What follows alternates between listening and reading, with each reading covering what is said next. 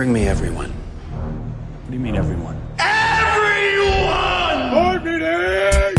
Welcome to Everyone Racers, a show designed for the world of low-dollar racing and oddball car culture. It doesn't matter what kind of LeMaChamp or Lucky Track Dog league you run. SCCA or NASA, we don't discriminate. as long as you drive it hard and built it yourself. Join us each week for tech discussion, Tips, tricks, As well as news and notes from the world of amateur endurance racing. whether it's on the spot. hella sweet, Or we're lucky enough and Chrissy, I give you just the tip. we're sure you'll giggle a little. and learn even less. Everyone report to the paddock. This is Chris, This is Chrissy. Tim. And I'm mental. and we are Everyone Racers. Welcome to The Ferrari episode. The Ferrari, or La Ferrari, earns a 372 badge from its famous Autobahn video where it reached 372 kph. The Ferrari is project named F-150, not the one Tim has. This is a America. limited production mid-engine mild hybrid sports car built by the Italiano manufacturer Ferrari. The design of the V12 flagship hybrid received no input from Pininfarina, making it the first Ferrari since the Bertone-styled 73 Dino 308 GT4 not to have Pininfarina bodywork or some other styling since they started working together in 1951. Only 499 the Ferrari were produced from 2013 to 2016 with a weight of about 2,700 pounds and each cost more than €1,000,000. Now, the Ferrari's internal combustion engine is a longitudinally mounted rear-mounted F-140, not as good as Tim's direct injected 65-degree V12 engine, 6.3 liters, 789 horsepower. Yeah, it also had 161 horsepower KERS unit, which provides short bursts of extra power to a total of 950 horsepower. Combined torque is 664 through a 7-speed dual clutch transmission. So that's a lot. And if you're not naming things silly names of you could be Tim the Tim, basically. Yeah, right? It's a boring name. It's Tim like the a not original name. I don't know, but if you put the in front of anything, I'm not It's saying it's definitive, good, right? but it makes it less boring because at least it's pretentious. I mean, yeah, there's lots of Tim, but there's only one, the Tim. Tim the Tim. Tim the Tim. It's kind of like beef stew, the beef stew. Oh, that's got to be good. There we Oh, go. All Well, right. okay then. I mean, there's 3 Chris's on this show technically, but if one of you starts calling yourself the Chris, everyone will know who you're talking about. It's true. I kind of think you need to change your moniker in the bottom of that corner there, Chris. What do you think I was just doing? This is the Chris. Oh, excellent. Oh, okay. Mental, it looks like you have a lot going on. So what is going on? What are you working on? So we've talked about the Miata drama. It was a wheel speed sensor gone faulty. Put a whole thing in the works on my Miata, so like none of my ABS stuff was working and that kind of stuff. And so the fine folks over at Findlay Mazda got it replaced, got it ready to go. It's back. I'm happy. It all works. Yay. I would love to have played, Guess the Loner, but it's a Mazda. I was at a Mazda dealer. I think it would take literally everyone 3 seconds to do. Well, they didn't give him a giant SUV. They definitely didn't give him another Miata. So yeah, I had a Mazda 3. Okay. Okay. Or it's that or a CX-30. I'd like to pick one. Which they did like the Right. last time they gave me a little CX-30. It's the baseline Mazda 3. And Mazda don't give us money. We're not getting paid here. Nice little car. Transmission was a little annoying. I thought the active safety systems, like I was slowing down for a car in traffic and it didn't like that. So it locked up the brakes for me and sent my muffin flying off the chair. But the rest of it, it's a good, if you're looking, I don't want to say entry level car, cause it was, 24,000, with the infotainment center, but, and leather, seating surfaces. But if you are looking for I have a real job now kind of nice car. Order the Mazda 3 muffin launcher. Now with this new feature. Yes, exactly. Standard I equipment. think it was a conversation, obviously Mazda 3, you didn't talk to my Miata because you wouldn't have thought about jamming on those brakes like another 2.5 seconds because the Miata would be like, don't worry, he does this all the time. It's fine. This is just driving in Vegas, buddy. Anyway, been doing a bunch of parts ordering and prep work on the Formula V. I've got the wiring out of it because it's all sus and there's only like 6 wires in the car anyway. So I'll be redoing that. And I have been aggressively at night. My night reading manual is the Volkswagen How to Repair and Rebuild Your Volkswagen Engine book. I printed out that entire thread on Grassroots Motorsports. I also have the book from formulav.org that used to be in print and then the guy retired. So they just do it online. So yes, I am deep in the world of horizontally opposed air cooled 4 cylinders that make 40 horsepower. That's my life right now. And tomorrow, as we're recording this, but tomorrow's review, by the time you hear this, dear listener, I will have a guest, and that is the famous Kia Racing Kyle Mock is coming from South Carolina to claim his Kia that is parked behind our rally vehicle here in my driveway. And him and his dad are going to work. I'm going to give him access to my garage and my tools, and I got to go to work because I got dumb meetings all week. So, I'd rather fight with a idler pulley on a 170,000 mile Kia, but instead I have to pay for things. Stupid adulting. Right, that's exactly what I was just going to say. Yeah, exactly. But you guys were not just burning pod before we hit record. Please tell us of your lovely week. I'll say that was perfectly giga blasted. Okay.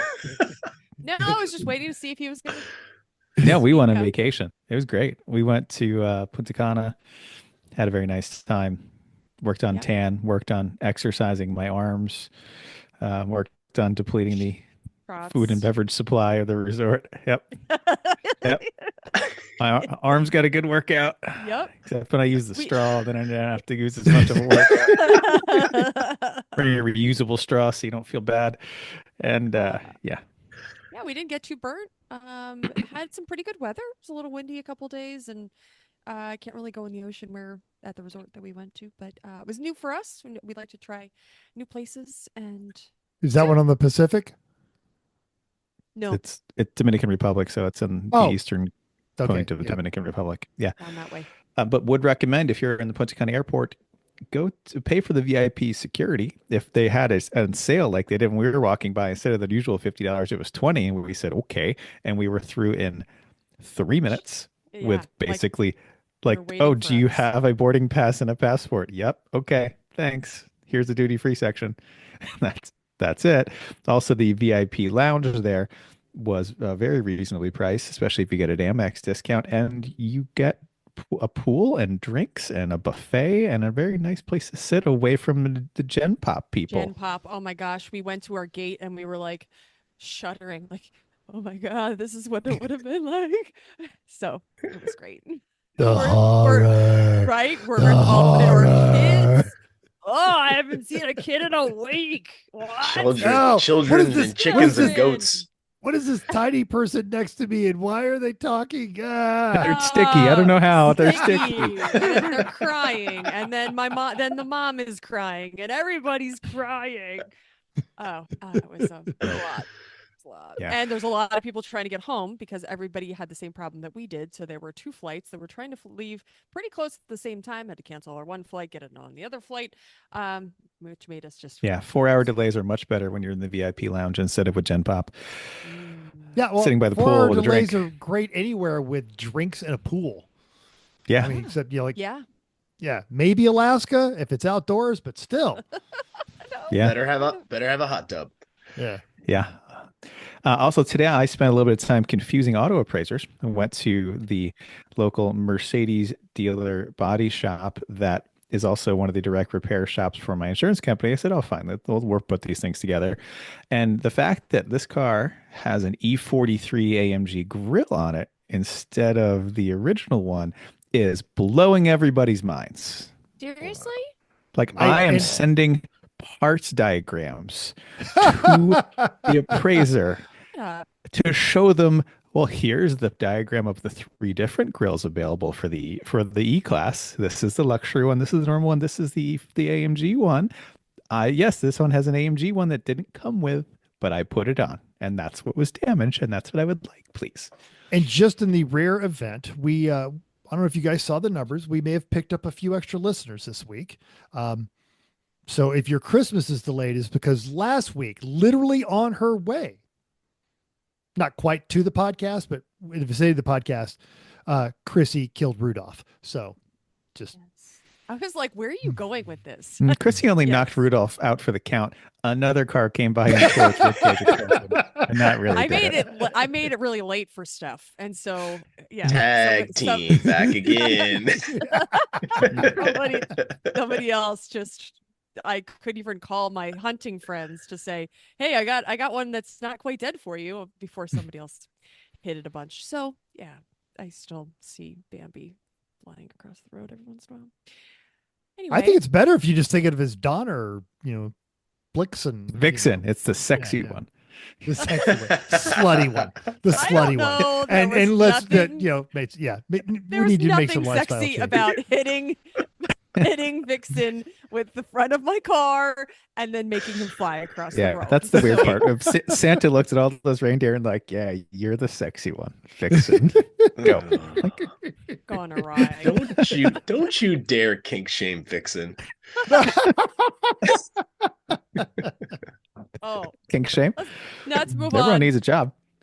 We're going to hear all Speaking about of- your adventures, but Yeah, Tim, Yes, what are you doing? You will hear all of my adventures, but basically I left the podcast and then went to New York City with my wife. She had to go there on business. We're hoping to go and see all of the wonderful things of the Christmas season of New York, and it absolutely poured the whole time. So we got to see all the really cool things within one block of the hotel.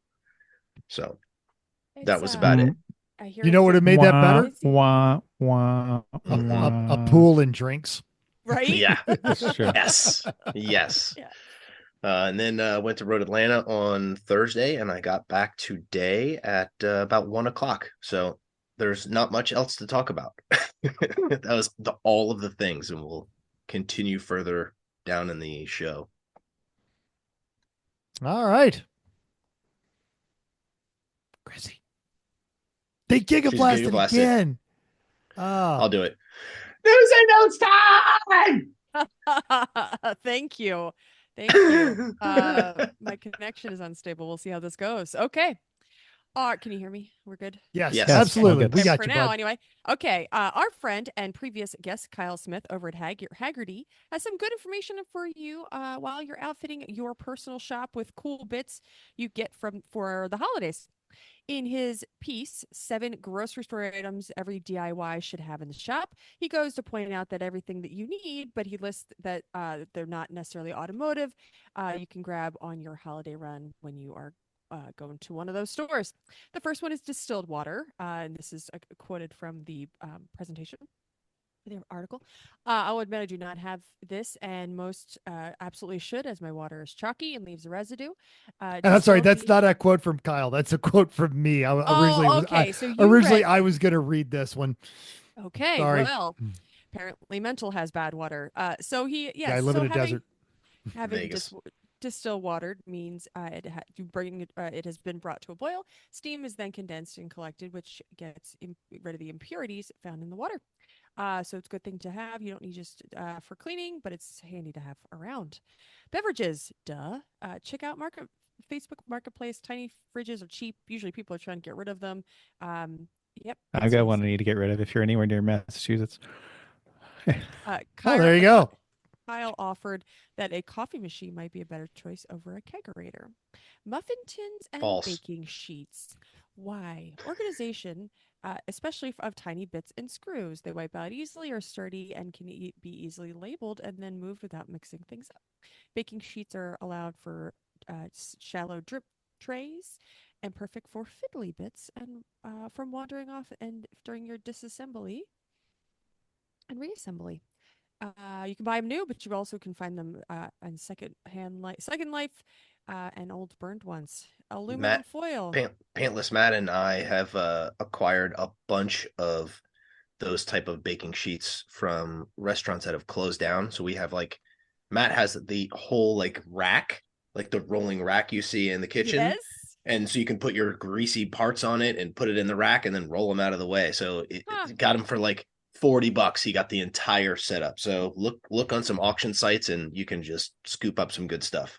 That's brilliant. Why not pick up a used dishwasher while you're at it and have your own garage parts cleaner? Mm-hmm. And an oven so you can powder coat all your own things. Now you're it's a garage, it to an and then you're kitchen. making sandwiches, right?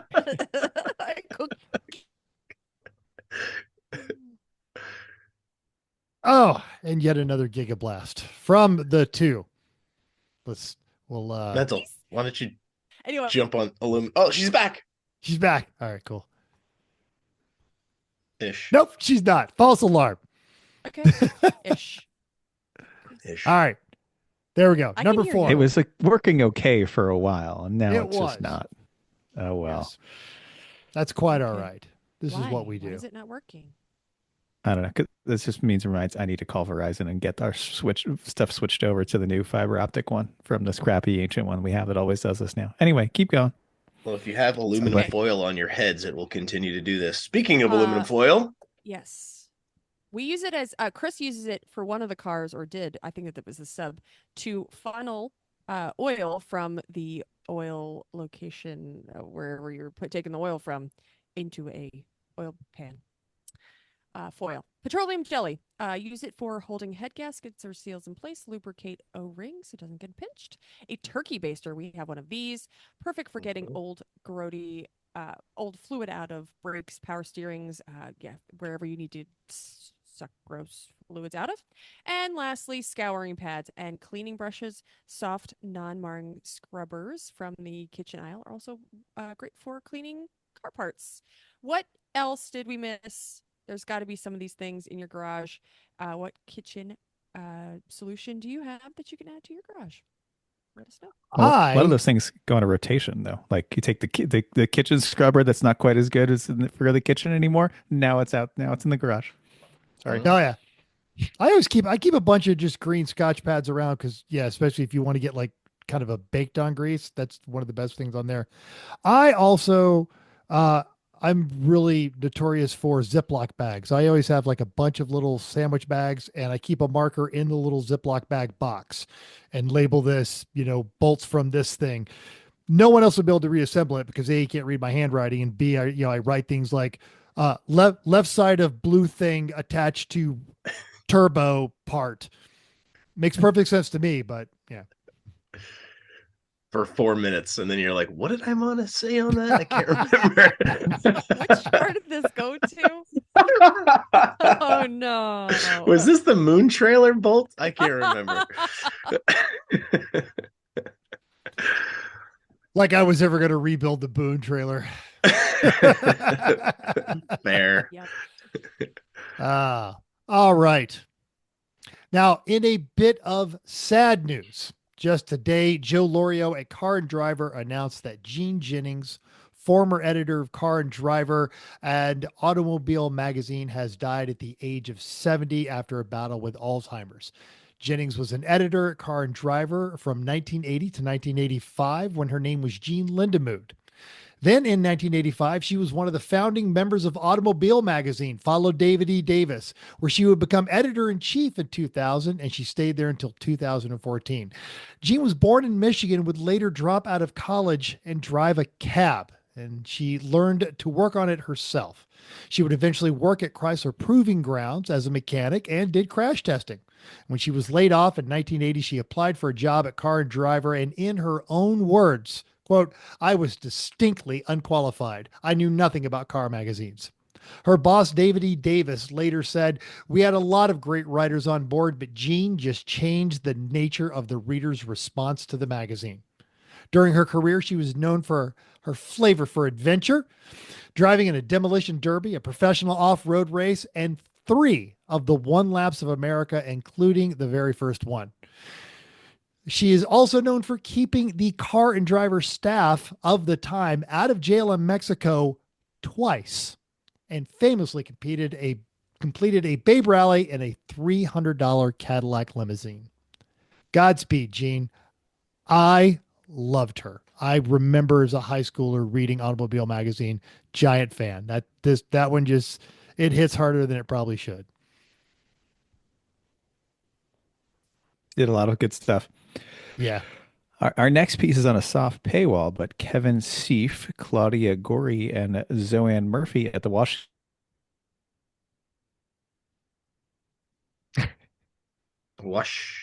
star.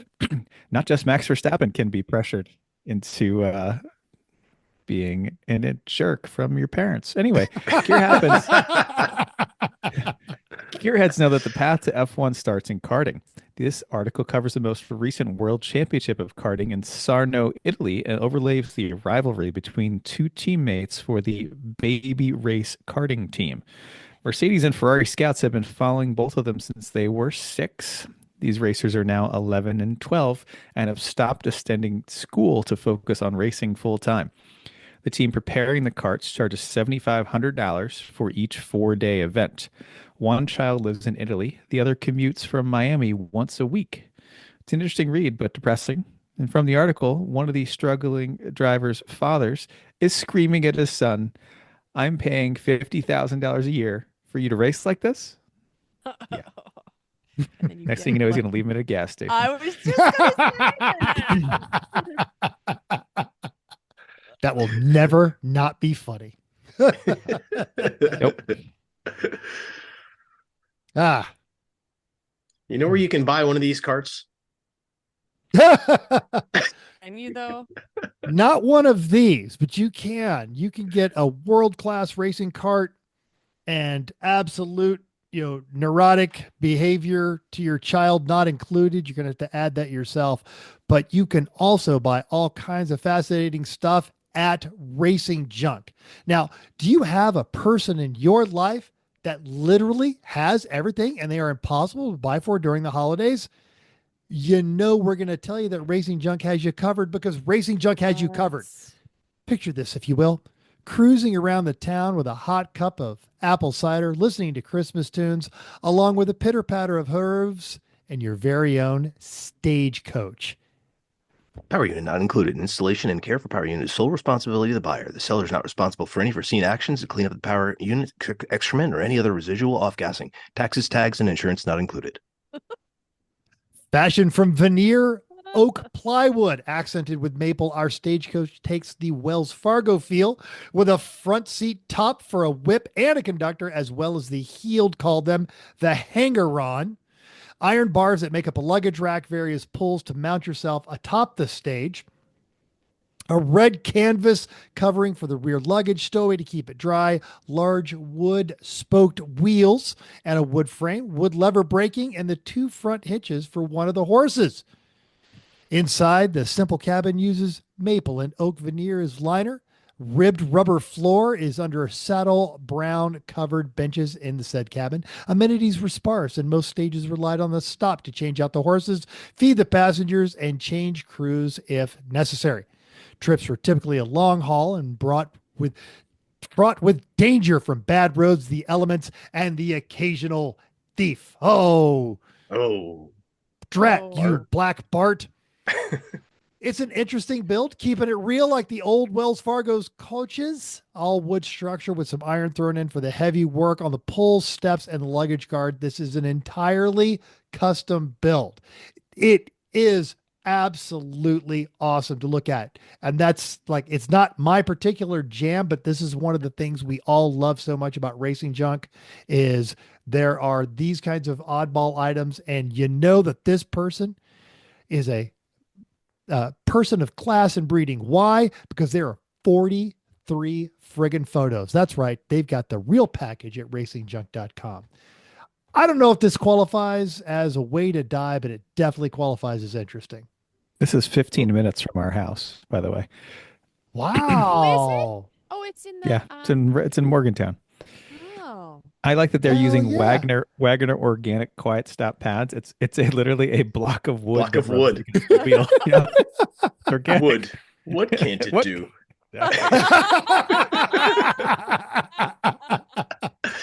Excellent. Well, I will say Oh. this, friends. If you can't visualize a zebra pulling that along through the paddock with giant speakers and disco lights bolted to the back of it, then you aren't really living. We can't be Wow. friends. Then It looks we can't hang out. It looks new. Like Yeah, somebody just like somebody make it built and that. then- Yeah, yeah. and then just decided to sell it. And it's only, we didn't even talk about this. It's $4,500. I mean, I don't know what I would do with it and where I'm gonna put it, but like it's pretty reasonable for some guy to just work a really long time and Oh, make yeah. this wooden box that you could pull. I feel like I got boosted from the Amish people. No, I those feel are like all the very hardest- distinct. So The hardest part of owning this would be teaching the zebras to do the Running Man in unison while, so. You need a good zebra trainer. Oh, Okay. wow. Well, we don't have any upcoming racers. now We do there not. is one coming, Oh, but Yes. we don't have that information. We'll talk about that later. But it on December 28th and 29th, there is the Champ Car Sebring 2025 New Year's Eve double header. It's going to be an 8+7. But we will talk about why you won't hear from that later, because we have to move on to a much, much, much more important event. it's racer results time! And we're going to talk lots about the Scrodium 500, but we'll give you some winners. The Class A class, Loose Nuts Racing in a 2003 Nissan Maxima. B class went to Red Balls Racing in an 84 Fiero with a Saab swap. As one C- does. Right? Mhm. C went to ask us about our purity score in their 2003 Mitsubishi Eclipse. This is a fun list of A, B, and C winners. Like, it's not just like a BMW, a Miata, and a whatever. Hell Sweet went to Dickie Speedman's Racing in a Toyota MR2. Spent 8 hours helping rookie teams get on the track Friday night. That's very nice of them. They But literally terrible. helped them from 4 p.m. until midnight on Friday night to get the Wow. car ready. Nice. That's great. On the other side of great, but terrible, the Swedish Steel Producers Association annual racetrack convention presented by Doug. It's a 97 Volvo. It's a rookie team. It smoked all weekend, clogged its cat, 107th fastest lap. Also, but terrible, the Patriot Race Team 2003 S10, leading the race with 2 hours to go. Rookie Team 350Z spins and hits them.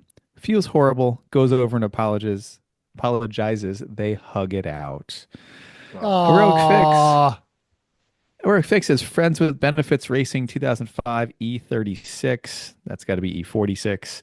Anyway, clutch explodes, cuts the transmission in half, along with the drive shaft and hydraulic lines. Yeah, when that flywheel lets go, it takes out whatever is around. It doesn't matter. Yes. Luckily, it wasn't their legs. Yeah. Yeah. Really. They spent the entire weekend rebuilding it to go out in the last hour to take the checker. That's great. And I got screwed. The Chester Cheaters 01 E36, they loaned their motor out. The team then destroys it. They loan their trans to Friends with Benefits and then destroy their own trans mounts at the end of the day, Saturday. They rebuilt them with wood. What can't it do? And then they race the entire day Sunday. Wow. Now, your judges was 4 horse, not as in pulling your stagecoach from Racing Junk, but horse as in, Monday after a race. 4 horsemen in a 1997 F-250. I remember seeing at least 3 Facebook entries that are like, is that really an F-250 or did someone just put an F-250 on a Porsche again? Rookie team of young dirt trackers. Yes, they were amazing. No, that truck was not. All right. Organizer's choice was Mad MR2 Axe and an 85 MR2 Hopeless rookies. They got help from the Dickie Speedmasters, the special quote, Gary Goes Blind in Georgia award went to Gerald Gareth Gary Wilson Jr. in a 2009 Yaris. Meow. Gary. Yeah. Okay. And Halloween Meets Gasoline was the Event Horizon 1980 Plymouth Home Alone 2 theme. It last won heroic with an engine swap. That engine lasted one lap of practice. So the spare motor went back in on Friday afternoon. The IOE went to Start Racing in their 1991 Chevy S10 Trans Am. This guy, Kirk, built this car for 10 years in true Lemons fashion. He took the entire cabin of the vehicle and moved it back a foot to make it better balanced. He had to install the cage twice, had it done. The guy that did it did a horrible job. He had to cut it out. I've been on plenty of roll cages. I don't need to read the instructions. I'm fine. Paid for it again. And he did everything he could to pinch pennies. He would go to Pick and Pull and get hoses because hoses are free at Pick and Pull. And he put every single hose in the car with used hoses out of random vehicles. That's terrifying in itself. Yes. But really impressive. You don't know the integrity of them.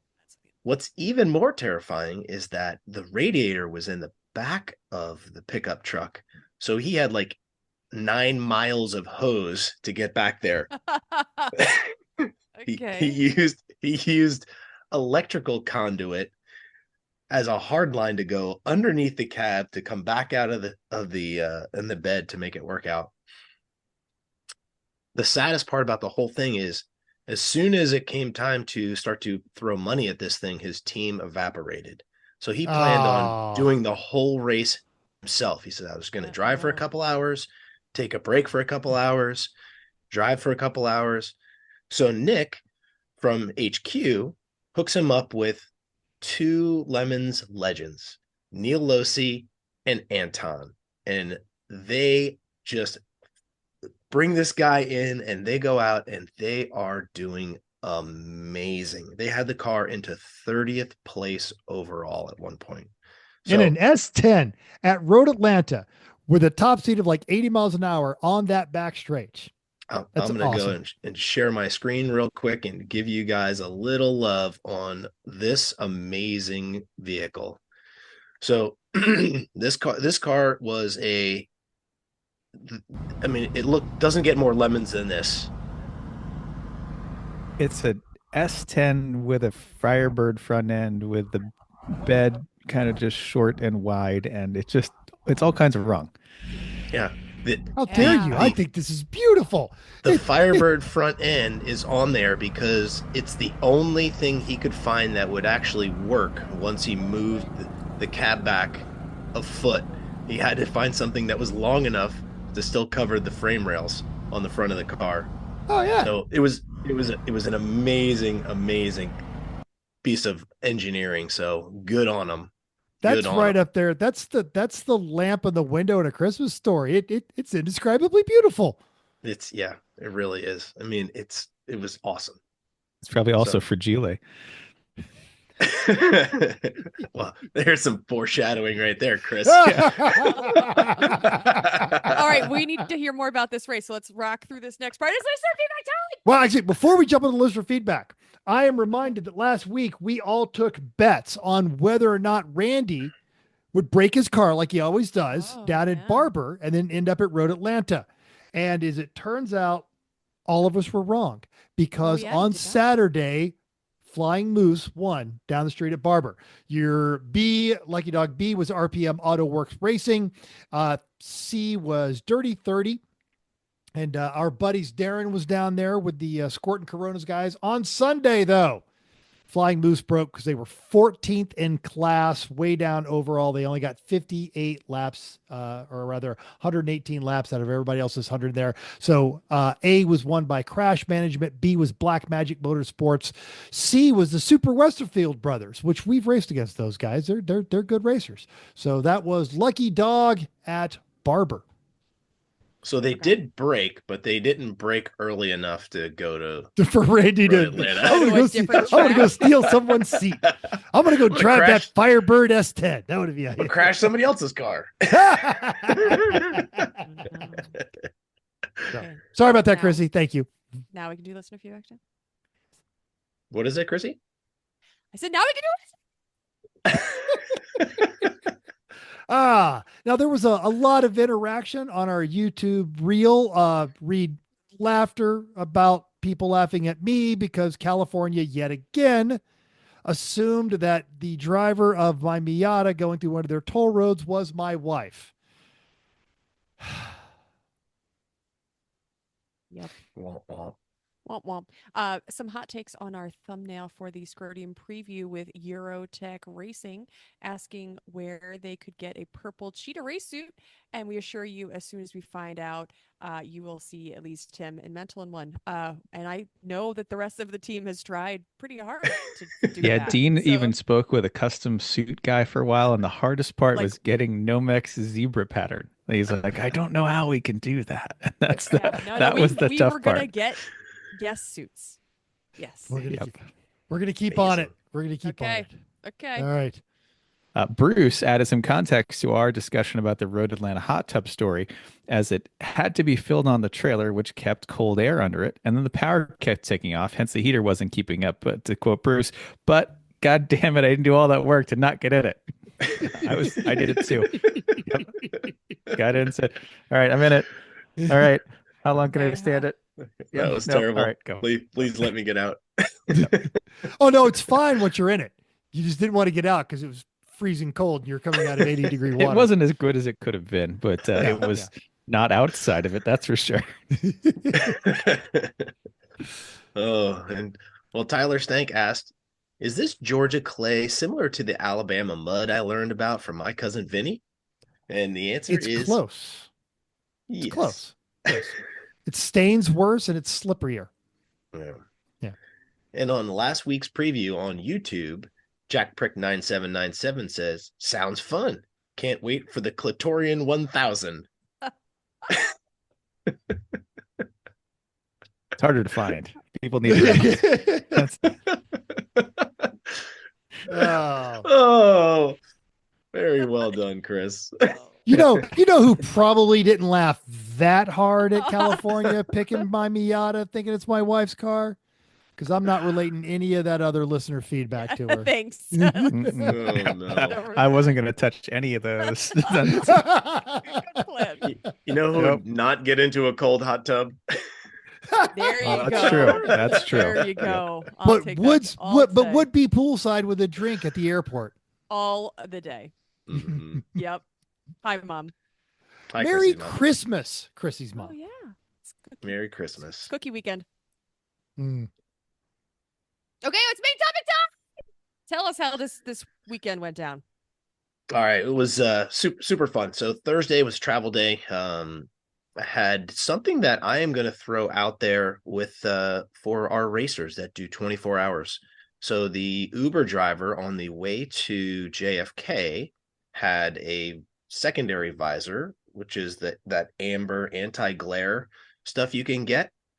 And I was like, that stuff actually works really good for getting the dazzle out. And I was like, but it's kind of inconvenient if it's only right there.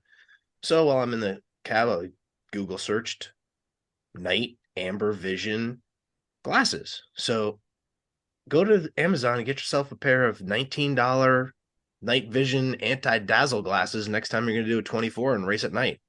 It was unbelievable looking through his visor how clear that was. So tech tip. I feel like anti-dazzle glasses, and then when you have to deal with Daz in the penalty box, it's like, who's talking to me? I can't see them. Where's Dazzle? I can hear him. Where's Dazzle? I can't see him. You clearly can't see anything. You're screwing this up. You're driving around in the dark. Little insider baseball. Dazzle's the zebra that sometimes you will meet in the penalty box. Yeah. Dazzle did not go to Road Atlanta, but there were two new puppets that debuted there. So we'll talk a little bit about that. The judges were sadly, we were one man down going into the weekend. Brian Trainer could not go. He had something come up at work, his real job. So they found a more than suitable replacement in Judge Kristen. So there you go. She's awesome. Won't you please help save Classic? Mm-hmm. So Thursday was pretty low key. Got to the hotel, had dinner with the crew, and up early for Friday for tech and BS. The weather was nice. It was cold, but it was dry and sunny, so that wasn't too bad.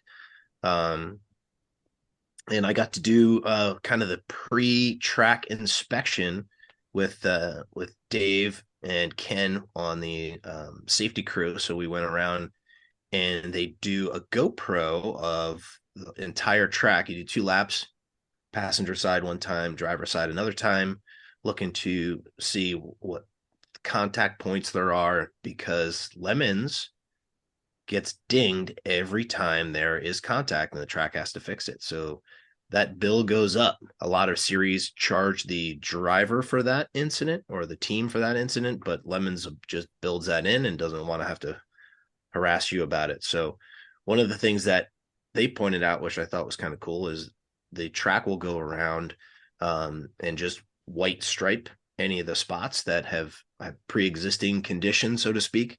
So we went around and documented all that for what was smart, because there was a lot of contact with the facility other than the ground.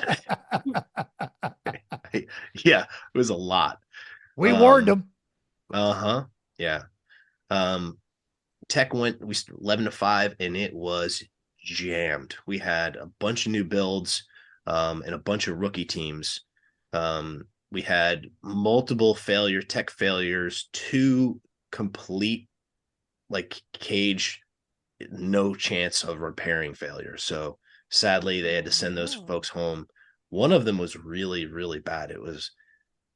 The cage was too small. The tubes were too small. And then where it entered on the down tube, it had it stacked on a bigger piece of tube. It was almost like they made the main hoop and realized short?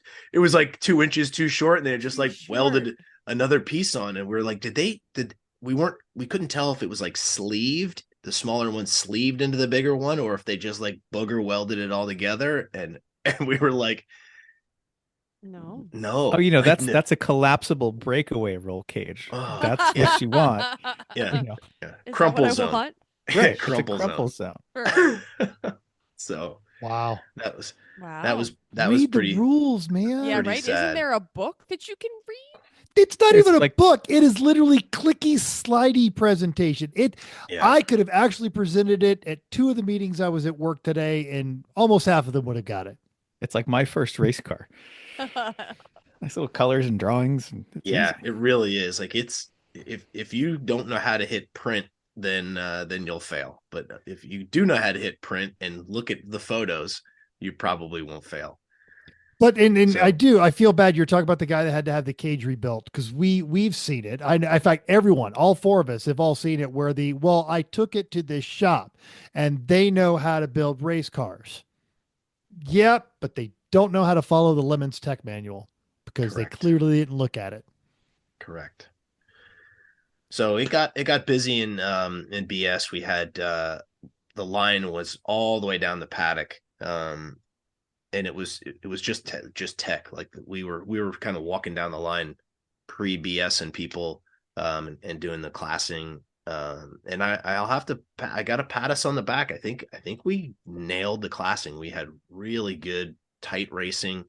The team that won B in the Fiero, I think they were third or fourth in B Saturday night. And then we got rain on Sunday, and then they're really good drivers. They literally just drove around everybody like it was not raining on their circle. And they How'd they get that feature? Yeah, exactly. They paid extra. So But fun people with themes and bribes and a lot of people just being goofballs, which was cool. And because it was so nice out, there were a lot of people doing test day, which is good and bad. Tell us more.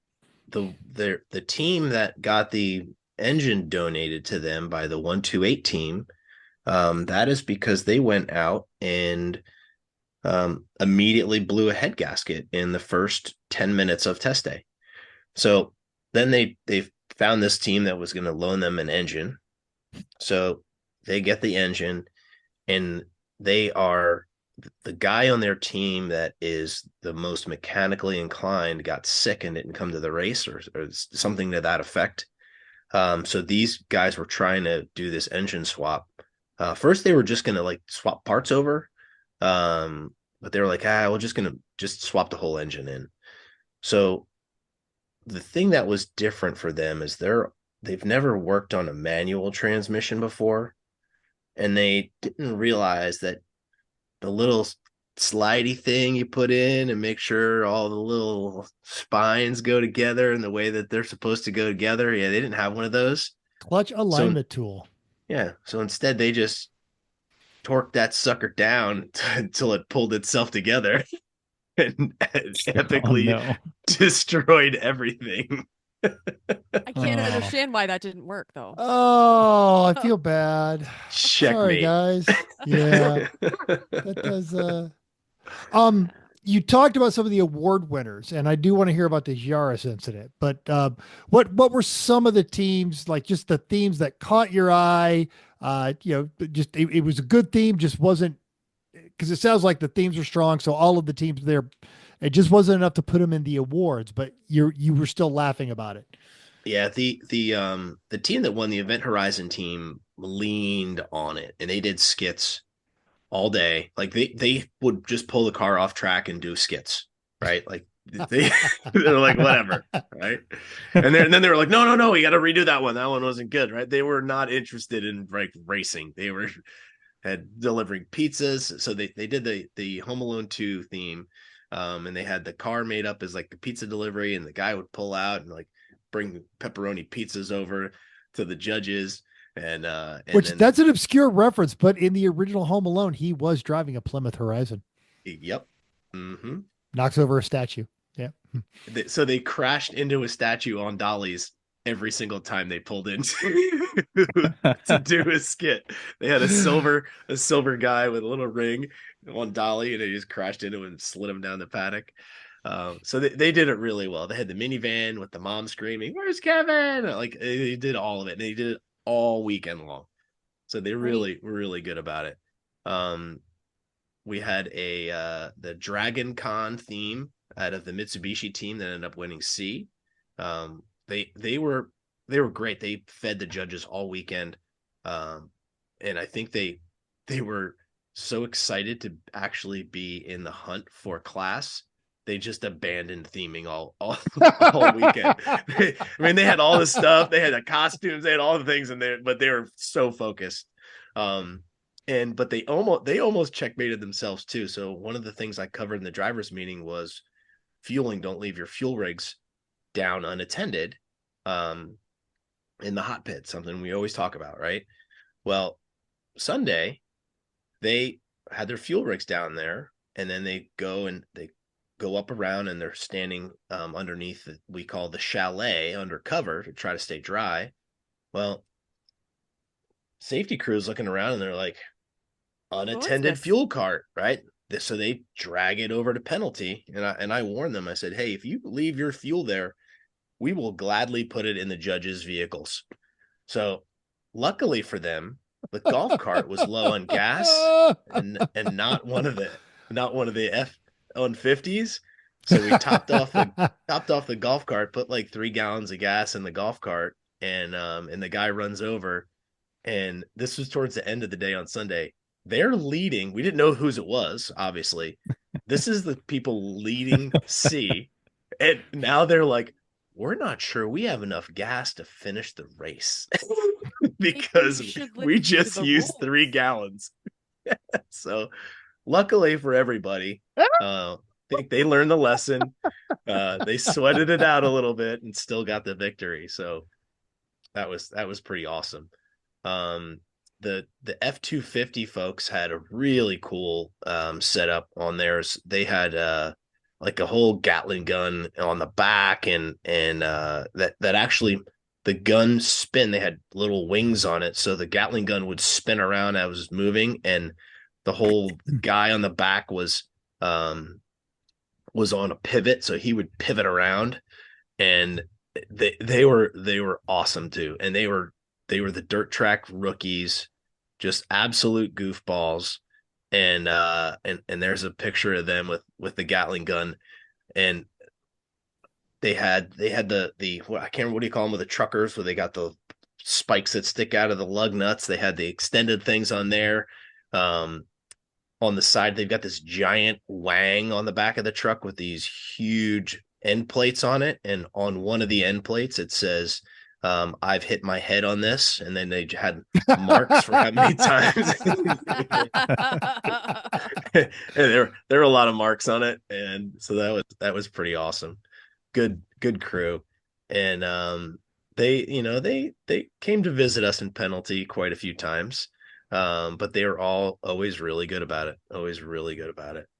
So good group of guys. And the Jaegerbomb crew, car 60, pour one out for those guys. They had an incident with their car, but they dropped off a whole thing of Red Bull cans duct taped together with wires, and duct taped to that were little airplane bottles of Jägermeister, so they looked like little dynamite bombs. And he said, we brought you Jaeger bombs. So that was pretty cool. So it was a bunch of fun stuff like that. And so tell me about this Yaris incident. So the on Yaris, Friday. yeah, the Yaris, for those of you that are SpongeBob folks, Gary, the snail, is one of the people for meow meow. Yep, he's a meower. So there's Gary. This is Gary on Friday morning. Oh, it's a nice paint job. Really good. I mean, the car looked amazing, and if The you look little up on eyes the on the roof, yeah, and that's the great. the big Well done. snail eyes on the roof, and they lit up, and like it's bright pink with the like SpongeBob colors on the bottom, black wheels, so the wheels kind of blended in. I mean, just really, really cool looking. And sadly, they had an incident on Friday where they knocked the eyes off of the car. So there's a video that is probably going to make wrap up where Gary's off the track, and one of the eyeballs is rolling down turn 1 at like half a mile an hour. It takes like rolling. It takes like 30 seconds for it to go like 15 yards. So that's how they got the Gary Goes Blind in Georgia award. But they put the car back together overnight on Friday, and it went out and it turned laps all weekend. They only had one spin. They had one spin and one 4-off, I think, for the whole weekend. So they did really, really good. But yeah, it's it's Yaris did Yaris things. It's not the first Yaris to have an incident. So when you guys started meowing, I was immediately taken back to the Instagram video that I sent everybody last week of the bat cat. Sorry. Meow meow meow meow meow.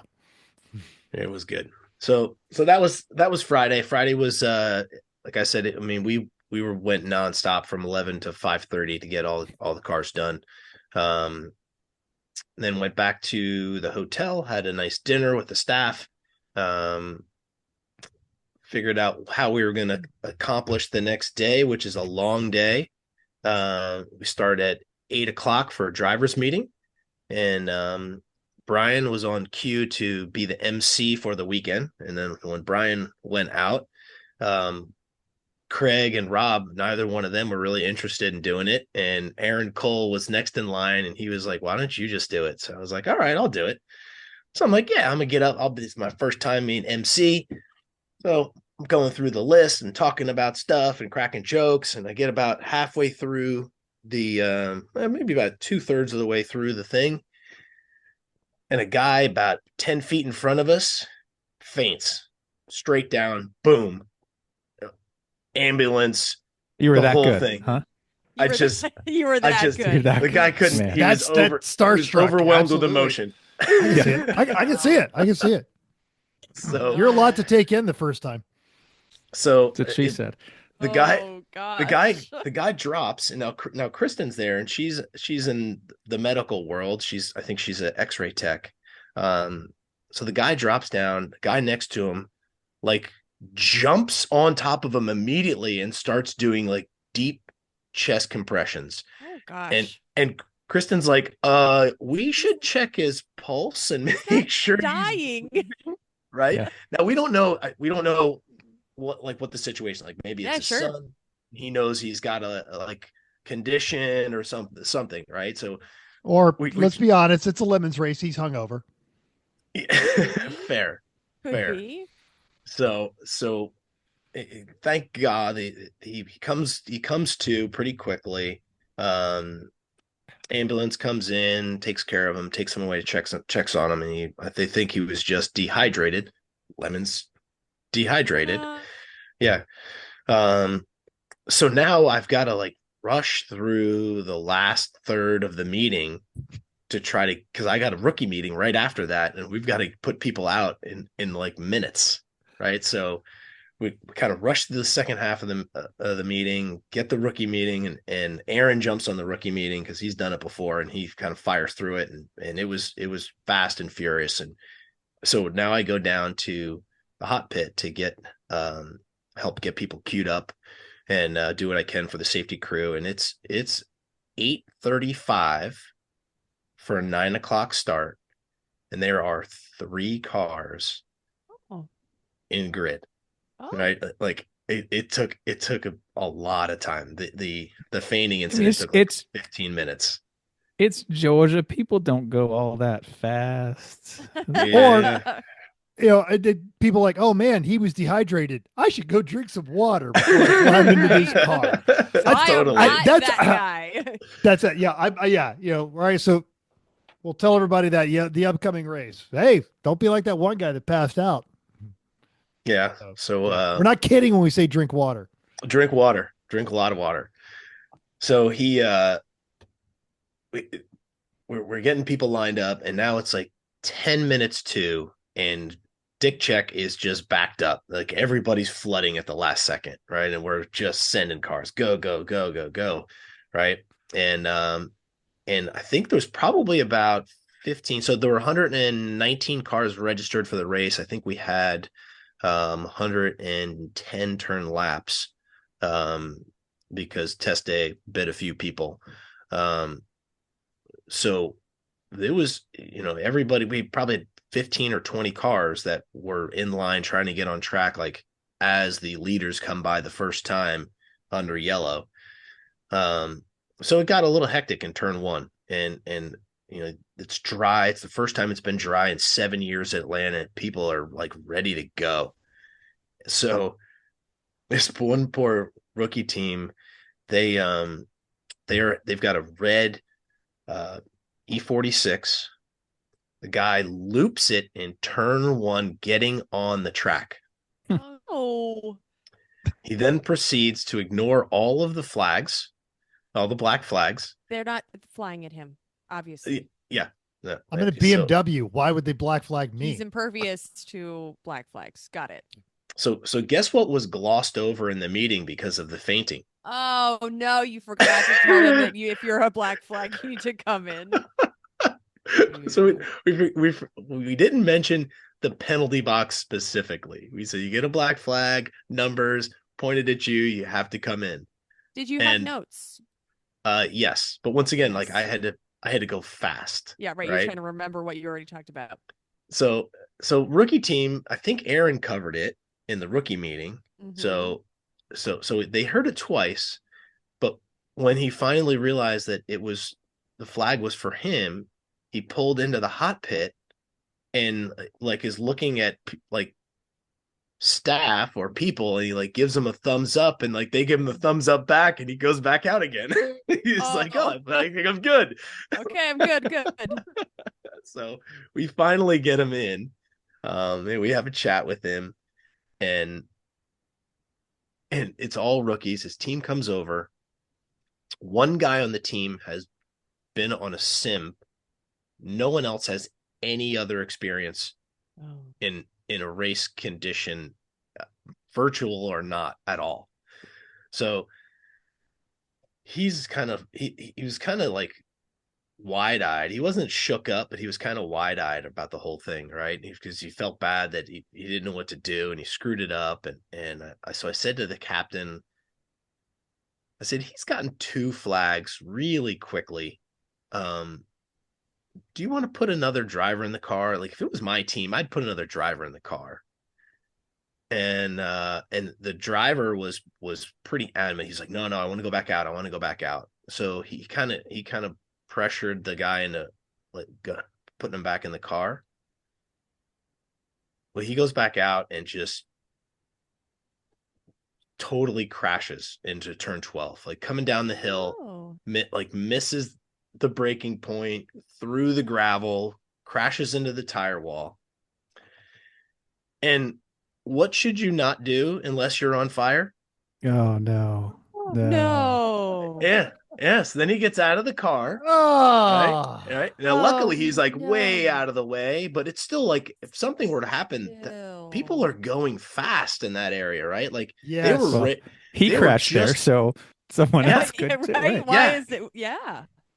So like race control was like ready to throw the red flag down, and then I think the safety truck had gotten there really quick because they were coming back from another incident and got him back in the car. So then they go to tow him out of that disaster, and guess what didn't make it? The tow hook. Oh, no. rips off the car. It is like a case study in everything not to do as a rookie. Yeah. Oh, wow. Yeah. So they need a therapist is what they need. Yeah. So they do need a Lemons the Rapist. Yep. Yes. Yeah. The car was busted up. They had all the flags, and so they were like, we're going to go home and hit the reset button and come back and try this another day. So they were gone by 1:00. They just left. Shoot. Yeah. Well, so I mean, that's a rough morning. So that was a rough start. They may want to think about their roster for the next race. Yes. Yeah. Or that guy gets a couple races off at least. Yeah, they're all decent people. Maybe not understanding the game. Maybe come observe a race or two. Maybe you don't drive. You come pit crew for somebody. That would be smart. I think other sports beckon for the one guy, but or pit crew. How about that? If it's his first race, I'm prepared to forgive those kinds of mistakes. Yeah.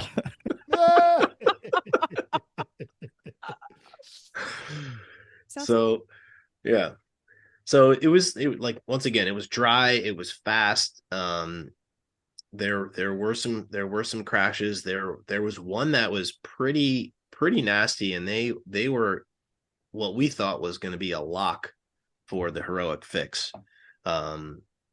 until the other crew with the BMW or their transmission cut everything in half, got back out with an hour to go in the race and took laps. And I think what the funniest part about that whole thing was they put the hydraulic line back together with JB weld.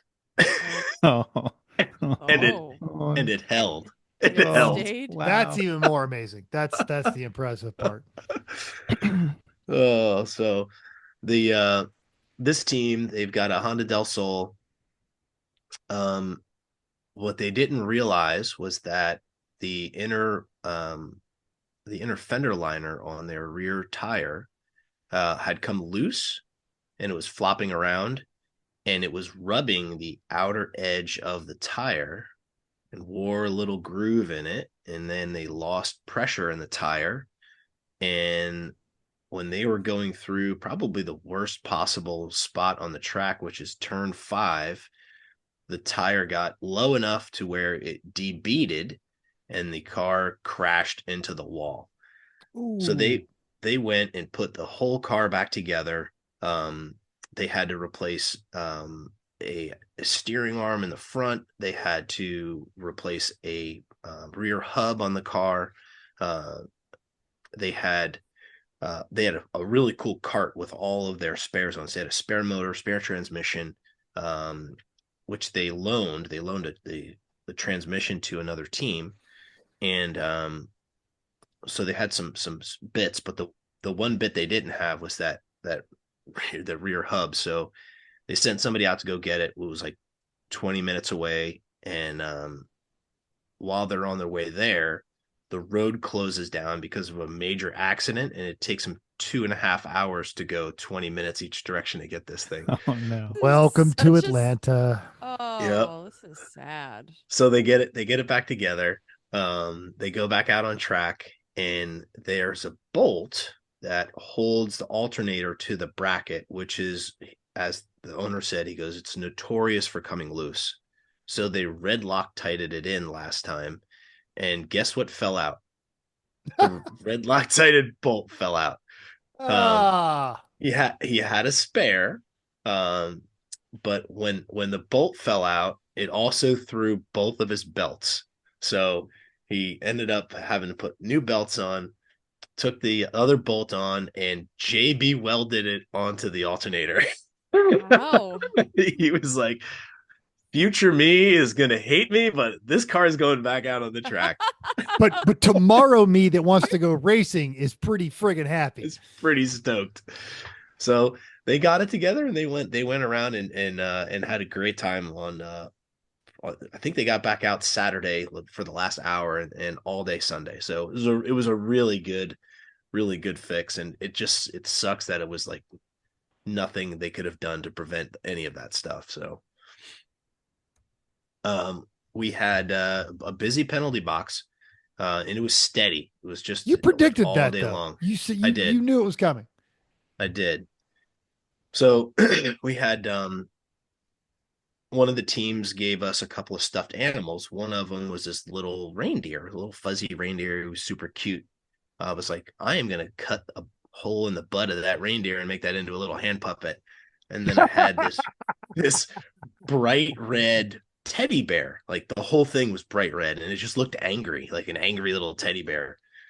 So I cut a hole in his butt and put my hand up there, and I was having good cop, bad cop discussions with drivers where the little reindeer was being like, oh, you look like you had a hard time out there. What happened? And the other guy's like, he'd have a hard time. He's an idiot. And then so it was like back and forth with the two puppets. I had a lot of fun with that. That was really good. I feel like somebody should have gotten that on tape. The only person that would have videotaped it would have been you, and you had both hands full with puppets. Well, we didn't have any extra hands. They were all tending to other miscreant drivers. We had an E46, a red E46, nice car. What we think happened was he had a failure at the steering box junction. So he came into the penalty box, right? He got both wheels like this, just sliding in, like one pointing east and one pointing west. And it's like, and he pulls in, and I look at one and I look at the other, and I was like, how did you get here? Like, that is a miracle. I feel like, if you've got downtime in the penalty box and you hear tires squealing, as a judge, your immediate reaction is, I am going to reach into their helmet and pull out their soul. Oh. But then you turn around and you see it's mechanical, and you're like, oh, well done. Yeah. Okay. Yeah. Nicely. All right. Yeah. I'm immediately looking to grab the radar gun. Right. And then I see the guy coming in, just full toe out. Right? No, Not like gone well. tires bald on the front. Both tires are trashed. So here's the problem. Only the passenger side wheel would turn. The driver's side would not. And he's got the like wicked camber. So even if you straightened out the wheels, he would go a half a foot and the thing would just turn in hard on itself, right? So we couldn't get him out of the penalty box. He was stuck in the penalty box. No. So we get him all the way to the back. We kind of to the entrance, right? So his back bumper is far enough out where a flatbed can scoop him up and get him out of there. But the flatbed would come and kind of get ready, and then he'd get a call on track, and so you have to go out on track. So the car was like stuck in penalty for like a half an hour. So we're trying to get cars around this disaster, and they finally got that thing out of our way. So that was a mess. But there was a lot of attrition on this race. So I went up to the tower at about 3:00, and so the race was 9 to 5. I went up there about 3:00, and Stephanie, who's kind of working the system up there, I said, it's really quiet. How many cars are out there right now? She said there are 59 cars circulating the track. Whoa, 119 down to 59. 59. Wow. I'm trying to think of a race that had more carnage than that. Wow. Yeah. It was a lot. It was a lot. So speaking of carnage, the team we talked about earlier, the Jaeger bombs, their poor little car had an incident, and they what hit the wall. What did they hit so hard? How many hit, walls? Everything. Most of one wall. Yeah, that was not a hit. It was more of a it was if they thought the wall was sandpaper and they were trying to smooth out the finish of the side of the car. And they hit so hard, they ripped the door. For those of you listening, the door is shoved back about 8 inches. It's like peeled open. Like yes, can opener. Yeah. Yeah. And the front end is all smashed up. There is a large chunk of the wheel missing. That is a piece of the rotor that's sitting on top of the wheel right there. And it dragged the entire side of the car. So driver was fine. But like it's wrinkled. Like that. Are they having an argument with the wall about who has the line? Because that's what I'm seeing. Yeah. Well, they lost. It was bad. It was a big hit. But the cage did its job. There was no deformation in the cage at all. So like hats off to them and the cage builder. They've got a little bit of work to do to get that thing back out there. But it is it was a pretty good hit. So the end of the day, the paddock started to get a little bit quieter. It's a small paddock if you've never been there, and it gets really, really full. And it was pretty quiet by the end of the day Saturday. And when we came back Sunday morning, and it was nasty, typical, like shriveled scrotium 500 weather. It was there were teams that left overnight. They were like, meh, I think I'm gonna go home. So like, if you're one of those 60 something teams that had a broken car and now it's just gonna pour rain, you're like, I'm okay, thanks, I'm good. Yeah, I had a nice dry day. I'm gonna go home and fix this in my garage. So we get the typical line up the top 10, get the rest of the cars in there. And when we lined everybody up Saturday, and once again, remember, we were struggling to get everybody out before we released the cars. There was a line of cars going to turn 1, and then there was the top 10 line, and then there were 3 more lines of cars. On Sunday, we didn't use that first stretch going to turn 1, which is probably 20, 25 cars, something like that, probably 20. There was the top 10, and there were 2 lines of cars. So we were 2 lines short of where we were on Sunday, or on Saturday rather. So it was light, and it was miserable. The weather was just rainy and like not hard rain, just constant drizzle and cold and windy. Just and enough all to what were we used nod to? your soul. Yep, this is exactly what we, Yes. well, minus the snow. We've been there when it's been icy and snowy. So yeah, it wasn't Which snowy. then turned it was to the drizzle. yeah, it was a balmy 42, so that wasn't too bad. yeah. So we get everybody lined up. Track goes green. Immediately the tippy tap board lights up. Oh no. 2 cars in the top 10 immediately spin out. One of them spins out under double yellow before the green flag drops. Oh, that's really Is he trying to warm his I- tires up by sweaving? I hope Top he was 10. serious. Like to do that. No, he did not. He goes, hey, I just stepped on the throttle and the car just looped around. And I was like, it's double yellow. Why are you stepping on the throttle? Like, slow down. It's 40 degrees out here. Relax. Yeah. So Yeah. it got busy. It got busy really, really quick for about a half an hour. And then people started to settle in, right? They were like, all right, well, I've got to go slow. And it was great. There was some of the rookie teams that had never, driven in anything like that. Like they drove for the first time on the nice day on Saturday, and then they come out there and they're like, I don't know what to do. Like one guy spun out in 2, which isn't really a turn. It's kind of just a little It's like a bump. gentle bend. I guess. It's like he spun out in 2, and I was like, how did you spin out in 2? And he was like, I don't really know. And I was like, all right, well, maybe you should go slower for a little while and don't touch the paint. And he was like, yeah, I'm going to try that. And I was like, all right, please don't come back. Okay.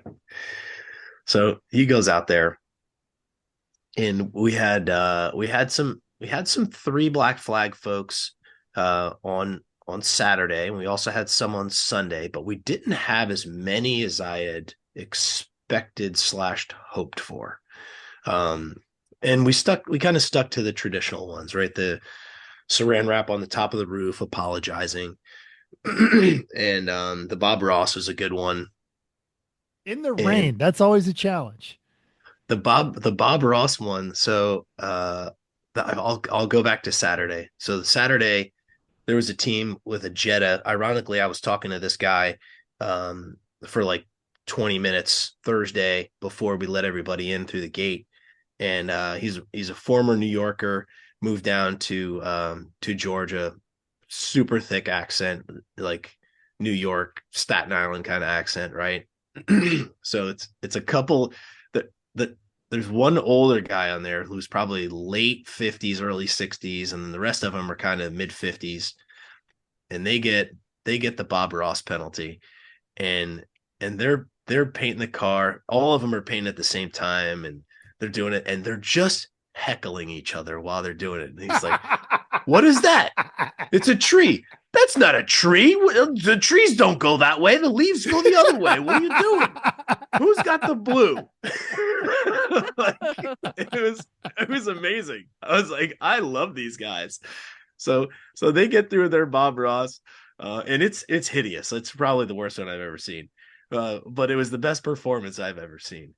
So we're like, all right, you know the drill. Like, if you guys get one more, we're parking you for the day. And they're like, yeah. We'd just like to get out there. There was like an hour left in the day. So they go out, and they're out there for maybe 10, 15 minutes. And Tippy Tap comes across, and Red Jet on fire on the track. We're like, oh. So they didn't have to pull their bottle, Fire, their fire suppression. So the guy gets out of the car, as he should, right? And he's got a fire extinguisher in the car, a little guy.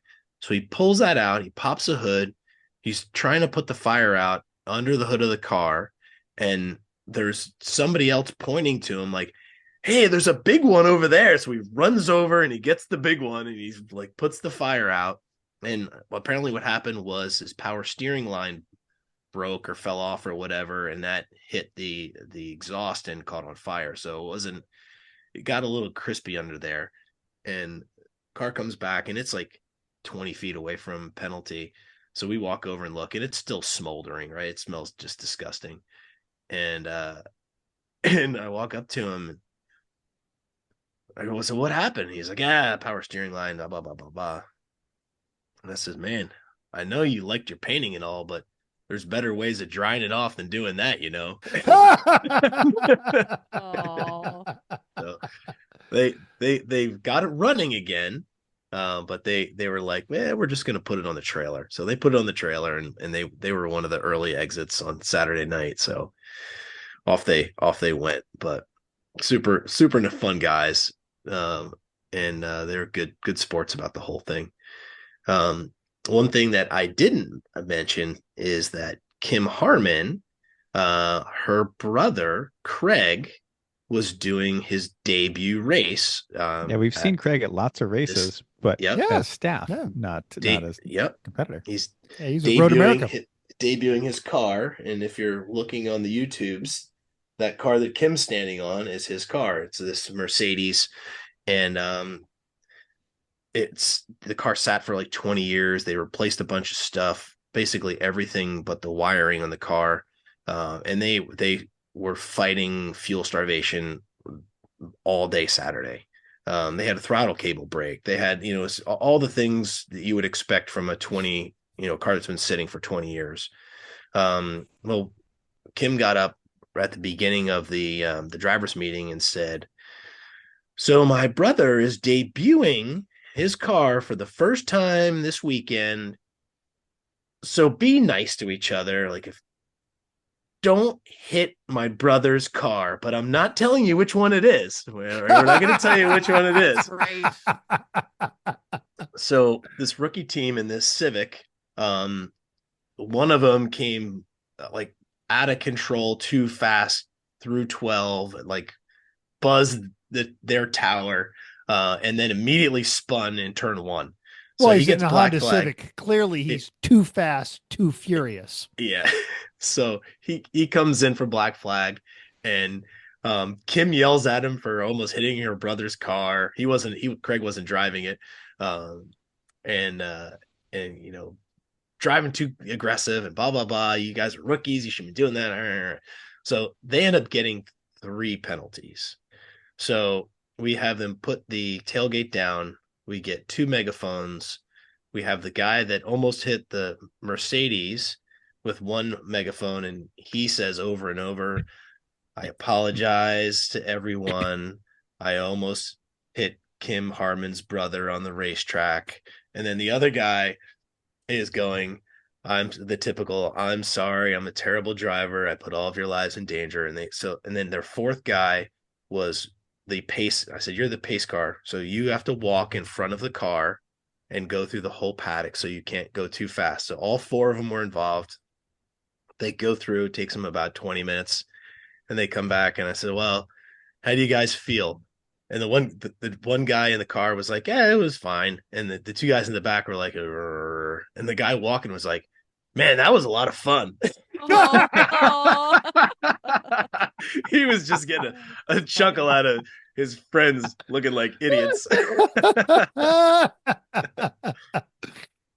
So we let them go back out. They were good guys, and they avoided the 4th penalty, which was good. We did have one team, and I felt really bad for these guys. They had a Gen 3 Camaro, number 111, white. It was really a nice looking car. Well, they get flagged for a fluid leak.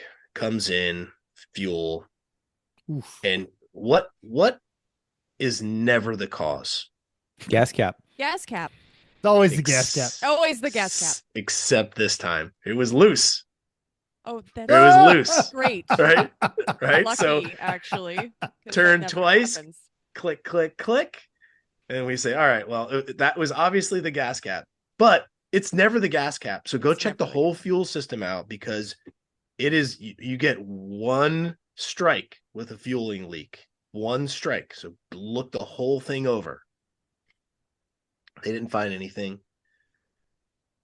20 minutes later, fuel leak again. So we think, well, it's proving our theory. It's never the gas cap. It's never the gas cap. Even when it's loose, it's still not the it's problem. still something else. So we think maybe vent line's clogged or something that's pressurizing the system, but so they're gonna have to figure that out. But especially in the GMF body, it's one of those 37 vacuum lines. Yeah. So they were on the trailer by 11, which was a bummer. And they were super nice guys and really like gracious. Oh yeah, you told us, like two different judges came over separately to tell them the the one strike. And so they were like, yeah, you warned us. So that was a bummer to send them on their way. But the race is going. It's going on and on and on. It's good. This S10 Trans Am whatever abomination. Yes. So Georgia. They are doing great. You've got Anton driving it. You've got Neil Losi driving it. The car is turning laps. It's turning laps. It is in 30th place overall right now. 30th place in an S10 with overall. Recycled hoses from the junkyard. Yes. Yep. So sadly, Kirk, who's the owner of the car, is driving the car. They've got about an hour to go. He's going down the main straight towards turn 1, and he steps on the brakes, and the car immediately snaps around and goes into the wall. Like immediately. To the point where he said it was like it wasn't like I stepped on the brakes, like I did it the same way I'd done it for an hour and a half, and like I started to lose it. He was like, it just quick snapped. So we're hoping maybe you it was some a mechanical oil in one spot, or you get some oil that some other car put down and it's only on one side gets it, and then you're exactly. Yep. So the car was in pretty bad shape, and he was beating himself up pretty good about it, and so he wins IOE. He's got a free race, right? So Neil's like, put it back together, man. And he's like, no, I don't know. I just don't have the money. I don't have the money to do it, blah, blah, blah. And both him and Anton were like, well, we got to pay you for the gas and for the entry. And he was like, no, I'm not coming. He wouldn't take their money. He's like, they're like, no, take our money. Like, fix the car. We want to drive the car again. Yeah. So I think he was just mentally in such a bad place. Like, they're going to follow up with him and try to talk him off the ledge and get him back out there, because that car needs to go out there again. It's so absolutely, it's so amazing. And even amazing. if he's, because it sounds like he was building the car for years, he's probably very emotionally invested in it. Maybe he's got to process that. We'll get him to somebody else's car, because he sounds like exactly the type of person we want. Yes, 100%. So good guy. Kyle, reach out to us, buddy. Kurt, yep. Reach out to us. We know people. People. You know famous people now. Even though they crashed, think about this. They crashed with an hour to go in this like abomination of a vehicle and still finished 40th overall. So good for them. Yeah. Absolutely. Okay. What else you got? Then we get the checkers. And just to wrap the evening up perfectly, as we're unloading everything up to get out of there, Kim gets in her Volkswagen.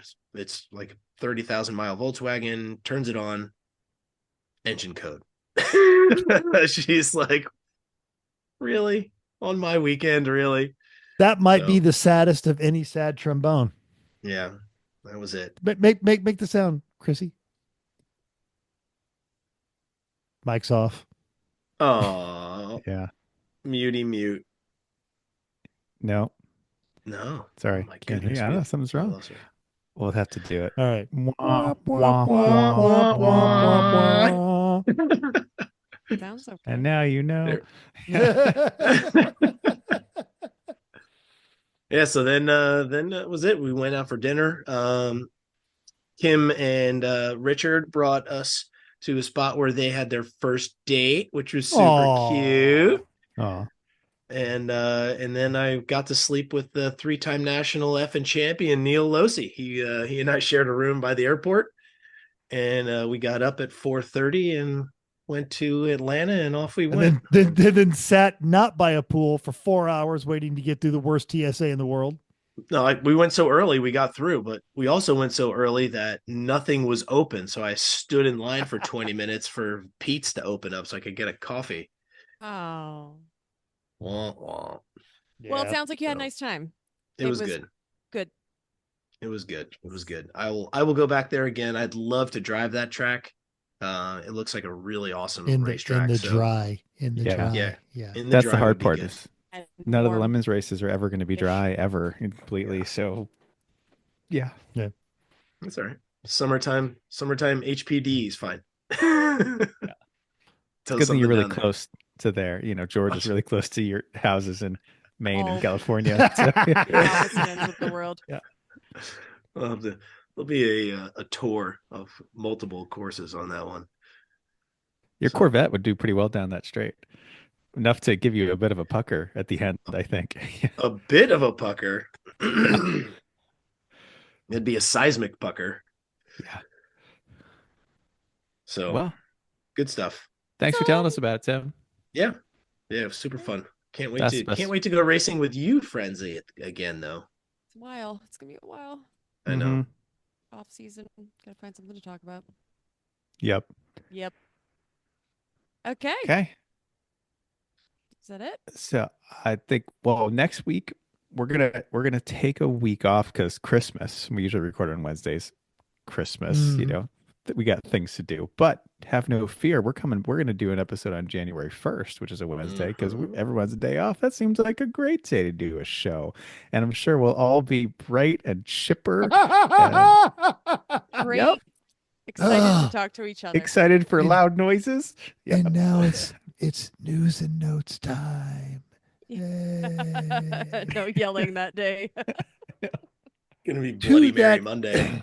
Yes. To that end, though, Wednesday. while we are going to be recording brace yourselves, folks, our 10th year of doing this. What? We No. started Wow. this. We started this in 2015. September. Damn, we old. What have I done with my life?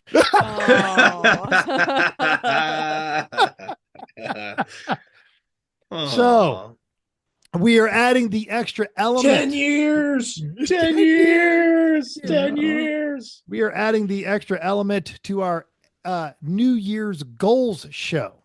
You got 2 weeks, folks, and a good bit of that's going to be spent around family you don't want to talk to very much. So get a hold of us on all of our social medias and talk to us about what your goals are. We're going to have our report card like we do.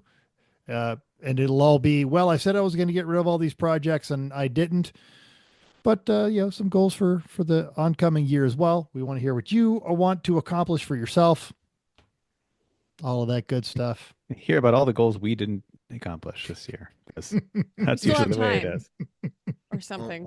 Get to it, boys and girls. Yeah, it's true. Yeah. We could knock it all out in the next 2 weeks. It'll be totally fine. Good. Do that. Or sell it. I didn't accomplish it. I sold it. Check. Exit That's on some strategy. people's list. Great. Well, we'll see everybody then. Thank Thanks. you, everybody. Happy holidays. Happy holidays.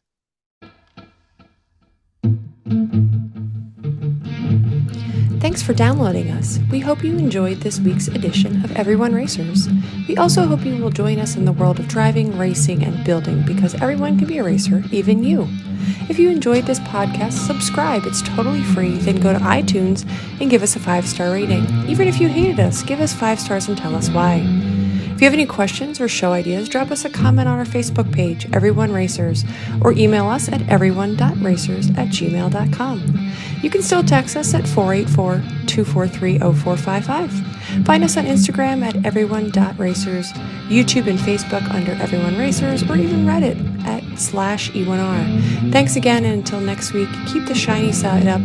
Unless there is no shiny side, then just keep those wheels down.